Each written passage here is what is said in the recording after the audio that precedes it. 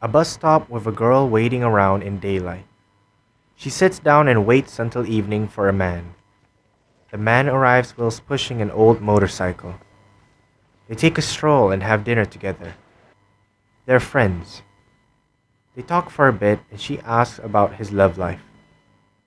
He asks her why she's here. She says, 今天早上我搭巴士来时迷路了。 she's lying.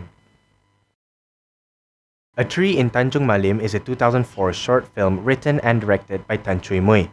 The film is an autobiographical recount of the events director Tan Chui Mui had one night with an older man.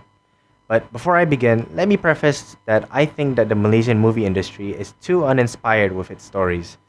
Not to say that movies such as Wira or Police Evo aren't good in their own right, but the days of Yasmin Ahmad with her agenda of pushing the medium of film as a serious art form are long gone.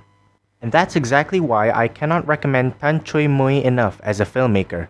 Her complexly written dialogue, smart camera choices, and use of sound make her films a sight that is very rarely seen in Malaysian cinema. For this video, we'll be dissecting the movie in 3 parts: the singing scene, the staircase scene, and the final bus stop scene. So, without further ado, let's begin. The man and the girl are sitting by a tree with lit up apartment buildings opposing the two of them. They're playing a game where they bet on whether all the apartment lights will be turned off. The man is betting that it won't. She's betting that it will. While waiting, he asks her to sing a song. She's reluctant and instead asks the man to sing instead. He starts singing and its lyrics are about someone who can't bear the thought of leaving someone else alone, but knows he has to since I want you freedom like a bird. After that, the girl starts singing a song about someone being alone and 是把回忆拿出来晒晒，太阳下山就喜欢从海边离开，喜欢到海边来。 This scene stands as a perfect example of how to portray the ideologies of characters in scenes, not through expository dialogue, but subtle character choices. The man has a very laid-back posture while singing and starts to sing with more confidence as he goes along. This shows that he's free-spirited in ideology.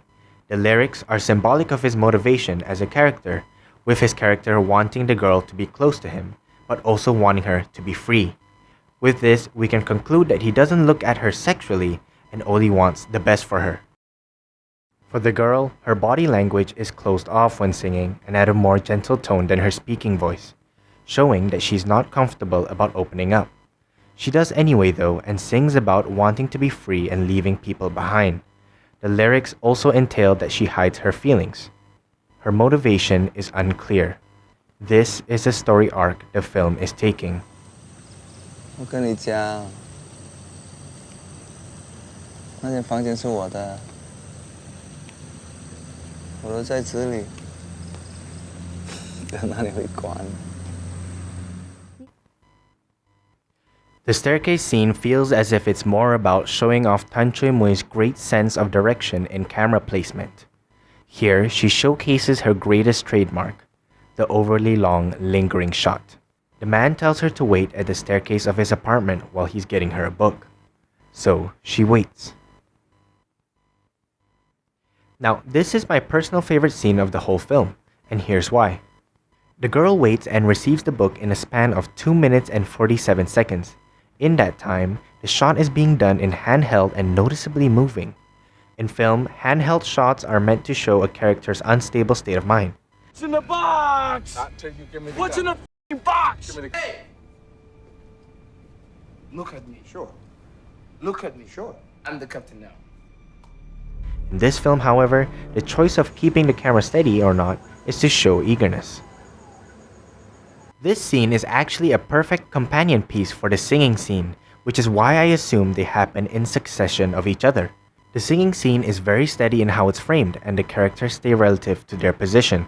In contrast, the staircase scene is not trying to hide the fact that it's handheld and the girl moves around erratically.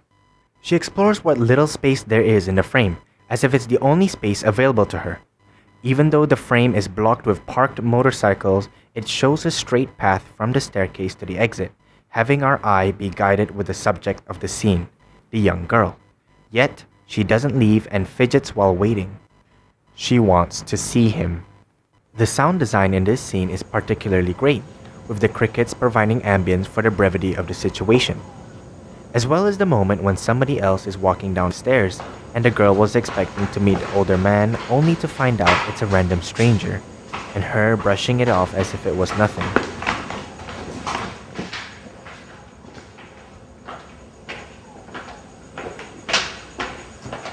给你。什么来的？你的 much？ 你看以为熟的没？就是不会看，不会给你。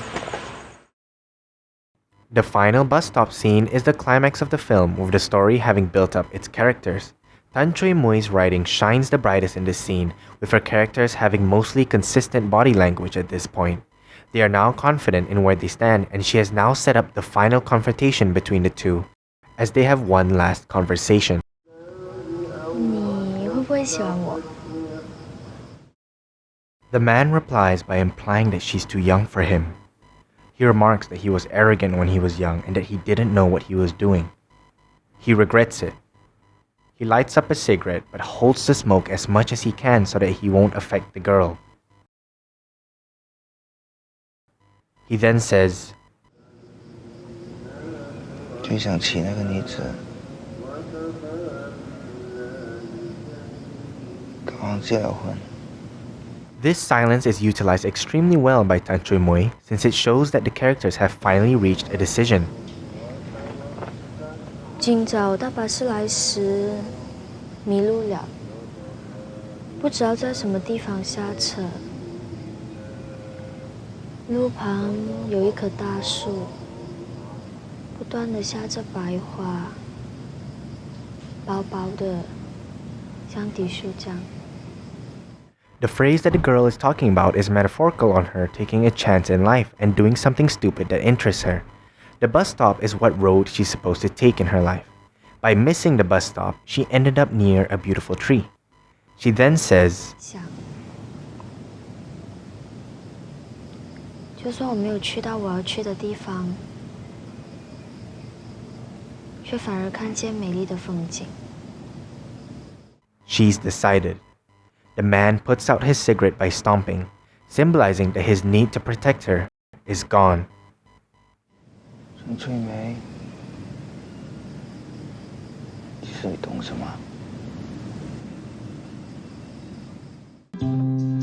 只好约小胖在他店里喝酒。他和他的胖妹不久才刚分手。 未来你的眼神仿佛有点深。